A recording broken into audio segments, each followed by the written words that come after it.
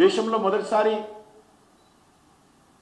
Bharatiya Janata party ఒక BC సామాజిక వర్గానికి చెందినటువంటి వ్యక్తిని ప్రధానమంత్రి చేసినటువంటి ఘనత భారతీయ జనతా పార్టీకి దక్కుతుంది.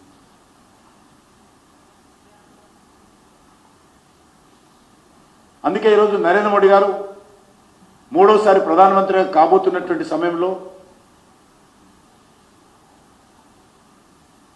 రాహుల్ గాంధీ ఆశలు అడియాసలై నిరాశ నిస్పృహలతో కాంగ్రెస్ పార్టీ కాళ్ళ కింద భూమి కదులుతుంటే నరేంద్ర మోడీ గారి నాయకత్వంలో భారతీయ జనతా పార్టీ అద్భుతమైనటువంటి మెజార్టీ సాధించేటువంటి పరిస్థితులు కనిపిస్తూ ఉంటే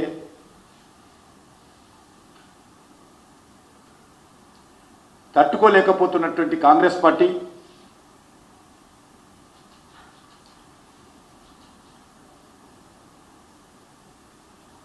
అనేక కల్పితాలు సృష్టించి కళ్ళబొల్లి మాటలు చెప్తా ఉన్నారు ఈరోజు కాంగ్రెస్ నాయకులు.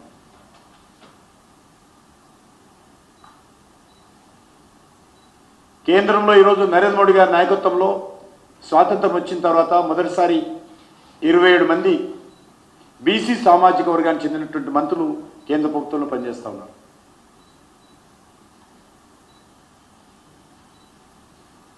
బీసీ కమిషన్కు రాజ్యాంగబద్ధమైనటువంటి అధికారాలు కల్పించి చట్టబద్ధతతో నరేంద్ర మోడీ గారి ప్రభుత్వము అన్ని రకాలుగా బీసీలకు గౌరవం పెంచేటువంటి ప్రయత్నం చేయడం జరిగింది.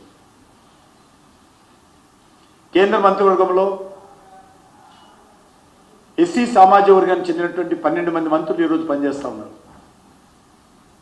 స్వాతంత్రం వచ్చిన తర్వాత మొదటిసారి 8 మంది ఎస్టీ సామాజిక వర్గానికి చెందినటువంటి గిరిజన సామాజిక వర్గానికి చెందినటువంటి మంత్రులు ఈరోజు కేంద్ర ప్రభుత్వంలో పనిచేస్తూ ఉన్నారు.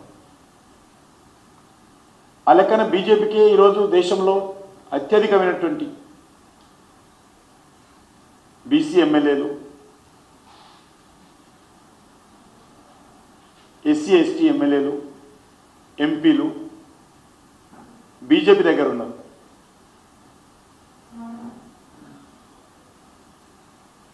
భారతీయ జనతా పార్టీ చేపట్టినటువంటి అనేకమైనటువంటి సంక్షేమ కార్యక్రమాలు అది 80 కోట్లకు పైగా అందిస్తున్నటువంటి ఉచిత రేషన్ బియ్యం అత్యధికమైనటువంటి బడుగు బలైన వర్గాలకే న్యాయం చేకూరుతుంది.